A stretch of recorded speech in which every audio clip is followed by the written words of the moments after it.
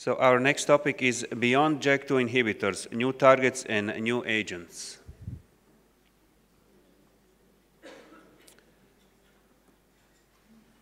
So, as we heard, we need to optimize myelofibrosis therapy. The ruxolitinib does provide benefit to majority of the patients in the spleen and symptoms. Quality of life improves, people walk more, get engaged in a community setting with the family, and they enjoy life for a few more years than expected. There is a need to find a combination or alternative agents that would help patients do even better. We are making progress. At the ASH in 2013, there was only one presentation of a combination of ruxolitinib with another agent, and that was panobinostat. At this last ASH, there were 8 of them. So we are making progress, and we are testing different combinations, and we have heard from Dr. Cervantes some preliminary results of investigational agents and some conventional agents. There is a partial list on this slide of some additional combinations that are being tested.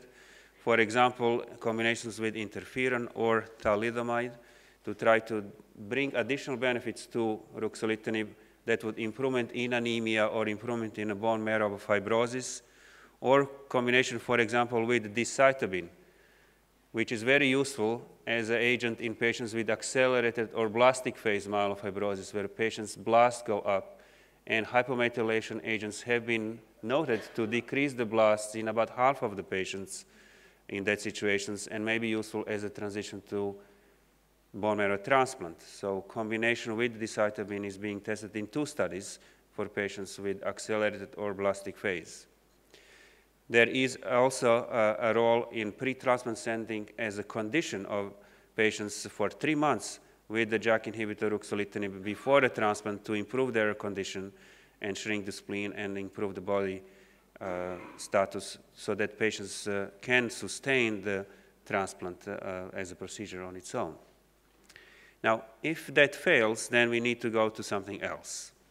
And there are a number of studies targeting other novel targets in myelofibrosis, or just non-specifically something that may have something to do with myelofibrosis, where we are just exploring, as is the case with the PD-1 inhibitor here in the right lower corner. The study is just open, first ever study with the immune modifier PD-1 inhibitor in myelofibrosis without really knowing whether there is any role for immunomodulation at that level in this disease.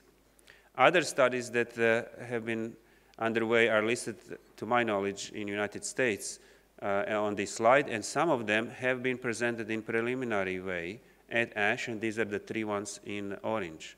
The JAK1 inhibitor was already mentioned, but I'll elaborate a little bit more on that because we are learning from that study how the regular JAK1, JAK2 inhibitors actually work. So that was the study presented by Dr. Mascarenhas at ASH, final results on the study. The study has closed accrual, and it's being written up as a paper.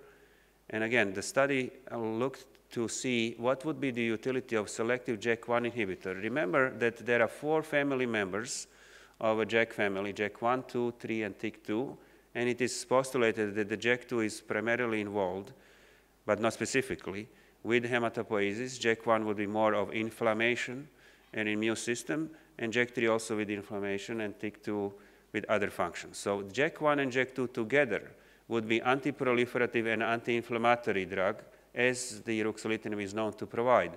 It is shrinking the spleen and provides anti-inflammatory effect on the body symptoms.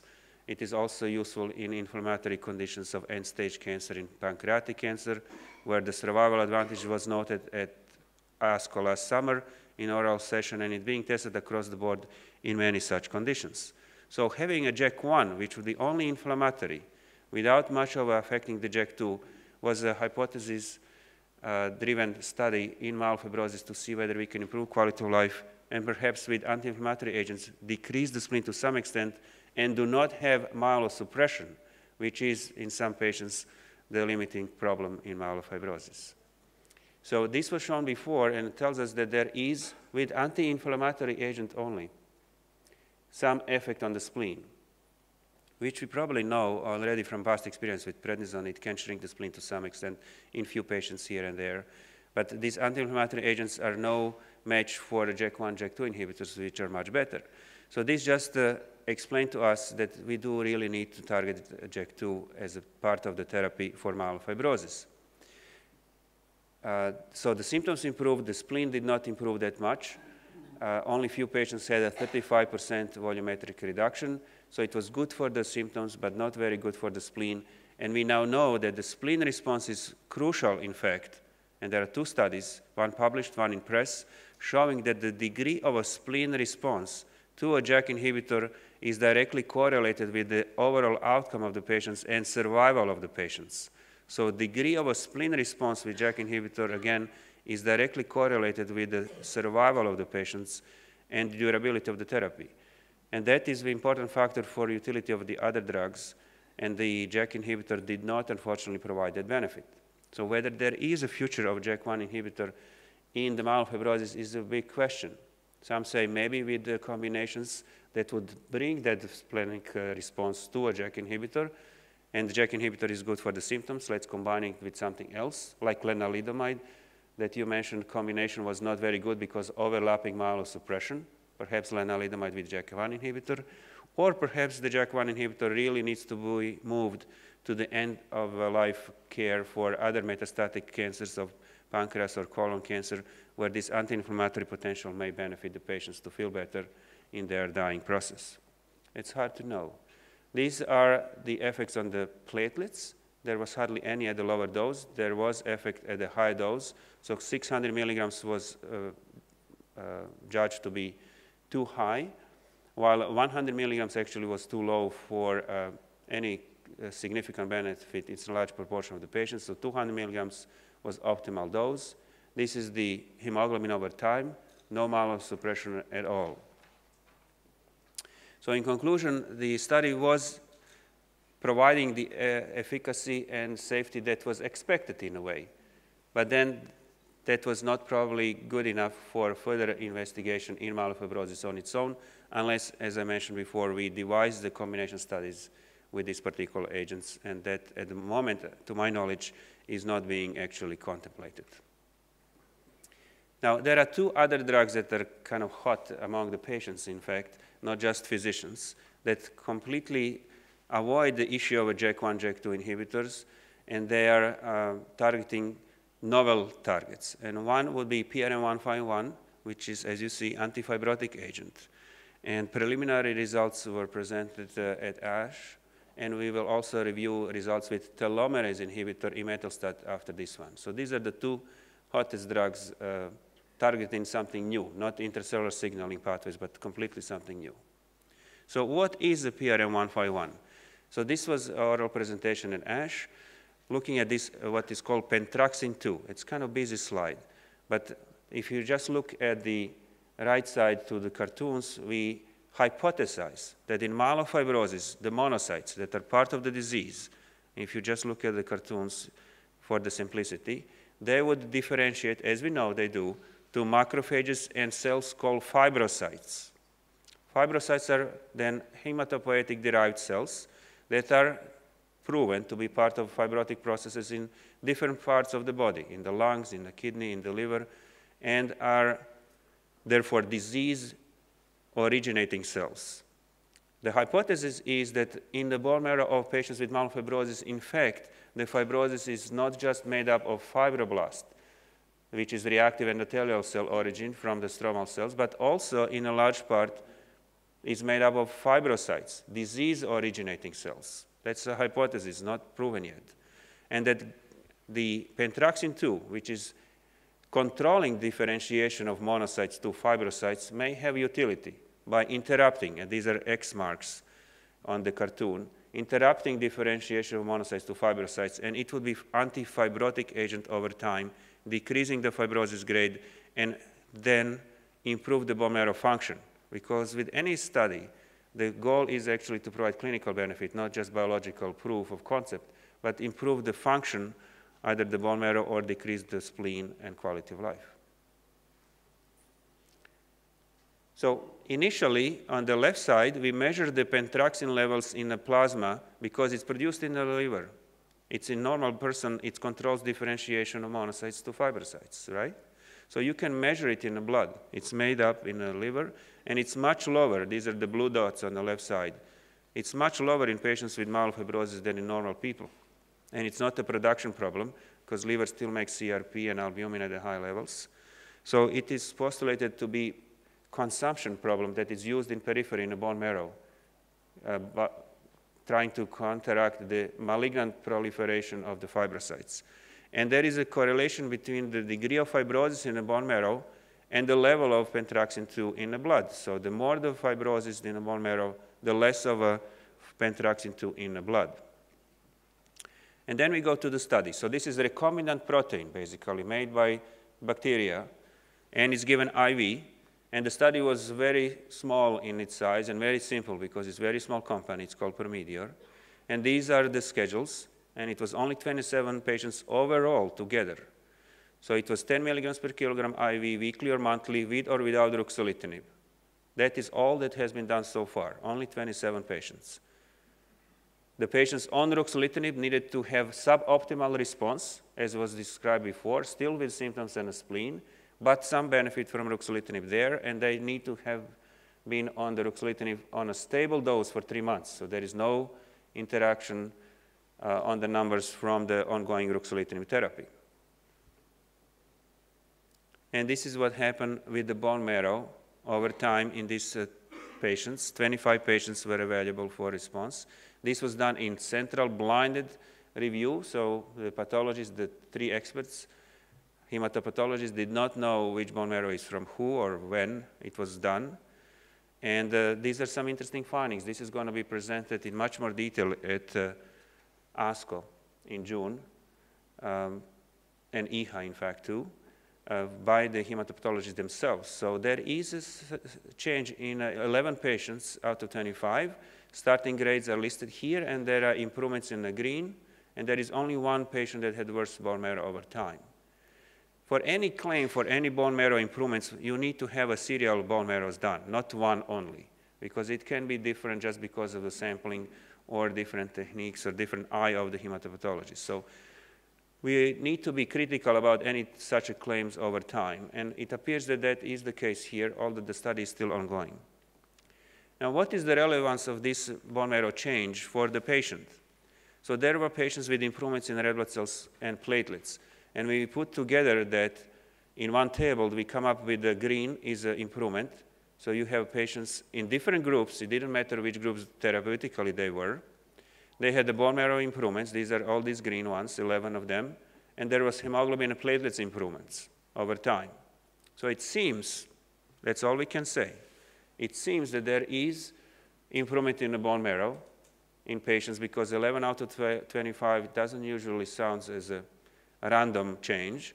And it seems that there is improvement in bone marrow function in patients that have some bone marrow improvement in terms of fibrosis. And of course, we need to follow these patients to see what happens over time. One factor when you analyze these kind of results is always, what was the previous therapy and when was it stopped? Because if you stop myelosuppressive therapy 2 weeks before enrollment in a study, the numbers will go up if you don't have another myelosuppressive agent. So it's a false positive result. Therefore, we have information of what the patients were before. And in fact, here is just how long ago they were treated. And you see that some patients, most of them, were not treated at all for a long period of time because there was nothing much to offer to them. So this is one example. Of course, these are instructive cases, but not to just highlight the activity across the board. This is bone marrow improvements over time. And what is important here is that you repeat them. You see this myelofibrosis grade 3, 2, and then 3 again, and then 1. So variability exists. Not even all the hematopathologists will agree on the 1 bone marrow together. The concordance is usually 82% between the 3 on the samples. And these are improvements in the hemoglobin and platelets in this particular patient over time. So we learn as we go. So based on these preliminary results, we can just state what observations are without any firm conclusions, leading perhaps to say that perhaps proof of concept is here, that there might be a bone marrow improvement with this therapy. It's given monthly IV over 1 hour without any side effects to say, because it's the recombinant protein.